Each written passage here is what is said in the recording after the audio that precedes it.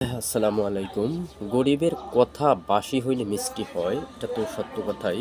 তো এর আগে অনেক কথা বলছি যেগুলো বাসি হওয়ার পরে মিষ্টি হয়েছে। তো আজকে আবার কিছু কথা বলি। আমার এই কথাটাকে আপনারা কিভাবে নেবেন আমি জানি না। নেগেটিভলি নেবেন না পজিটিভলি নেবেন, অথবা এটা নিয়ে আলোচনা করবেন না সমালোচনা করবেন, নাকি আমাকে দোষারোপ করবেন আমি সেটা জানি না।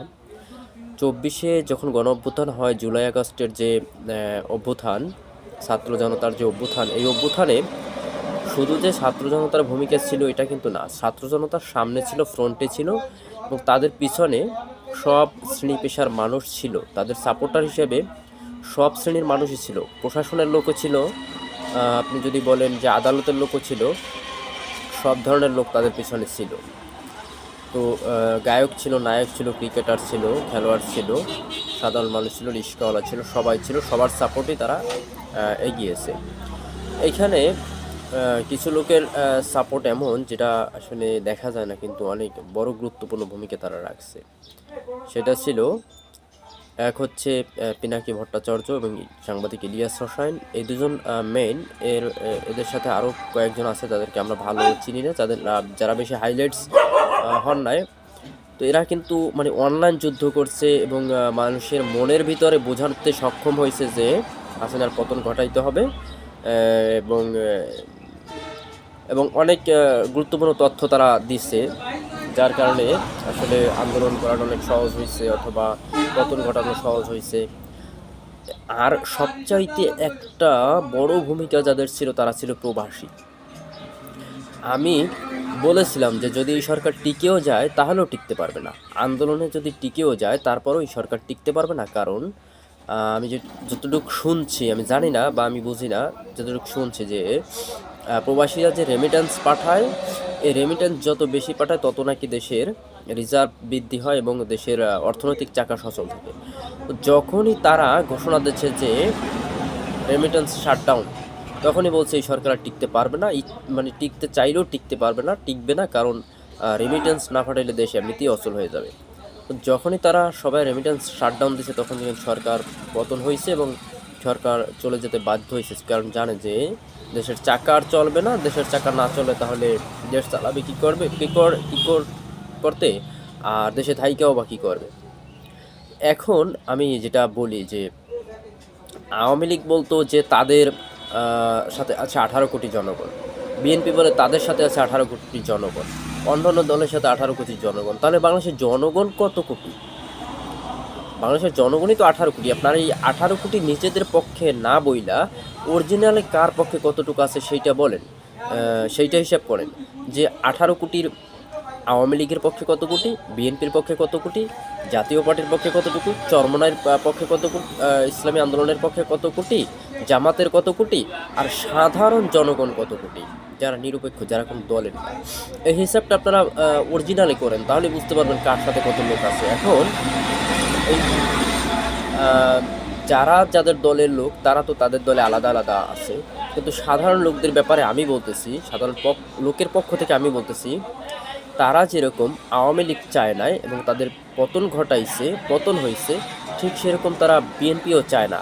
পিছনের দল, আগের দল, পূর্বের দল হিসেবে বিএনপিকেও তারা চায় না। তারা নতুন কিছু চায়, নতুন কিছু দেখতে চায়। কারণ এর আগে আওয়ামী লীগ এবং বিএনপি একই সুরে কথা বলেছে এবং একই কাজ করছে। নির্বাচনের আগে তারা অনেক প্রতিশ্রুতি দিয়েছে, অনেক অঙ্গীকারাবদ্ধ হয়েছে, কিন্তু নির্বাচনের পর সেটা ঠিকমতো করে নাই। তারা চাঁদাবাজি করছে, দুর্নীতি করছে, লুটপাট করছে, দখল বাণিজ্য করছে, এবং সামনেও এটা করবে তার প্রমাণ এখন তা দিচ্ছে। এবং সামনে যে দিবে এটা সকালটা দেখে বোঝা যায় সারাদিনটা কেমন যাবে। এইটাই এখন বর্তমানের অবস্থা। এখন হচ্ছে সাধারণ জনগণের পক্ষ থেকে আমি বলছি, সাধারণ জনগণ এই বিএনপি চায় না। তারা নতুন কিছু চায়, যাদের মাধ্যমে তাদের জানমাল নিরাপদ থাকবে, তারা শান্তিতে বসবাস করতে পারবে, তারা কোনো প্রকার হয়রানি, প্রতারণা অথবা জুলুমের শিকার হবে না। সাধারণ মানুষকে উপর জুলুম করে আপনারা তাদের স্বার্থ উদ্ধার করবেন, এই জিনিসটার মানুষ চায় না, সচেতন হয়ে গেছে। এখন আমার কথা আর কোনো ধরার দরকার নাই, মূল্য নাই, এটা বাদ দিন।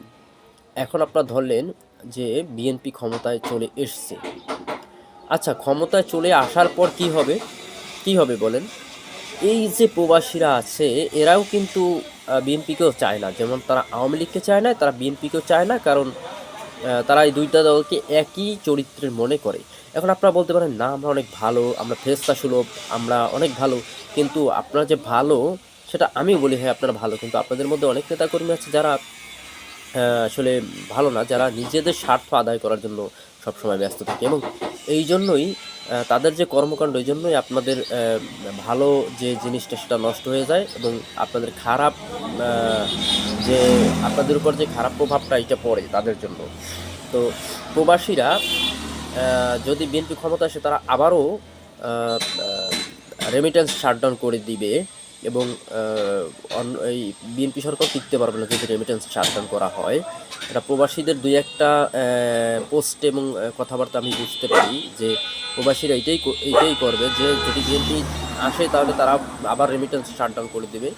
তারা এমন একটা দল চায় যেখানে তাদের সম্মান থাকবে, সাধারণ মানুষের সম্মান থাকবে, নিরাপত্তা থাকবে, সাধারণ মানুষই হবে নেতা, সাধারণ মানুষের থাকবে সম্মান, সাধারণ মানুষই বুক ফুলিয়ে হাঁটতে পারবে।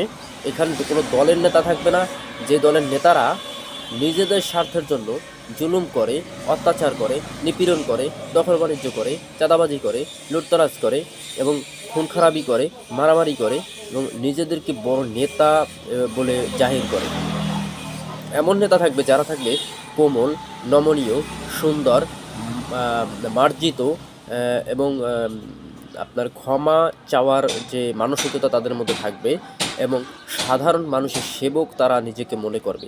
এইরকম লোকই এখন মানুষ চায়, বিশেষ করে প্রবাসীরা চায়।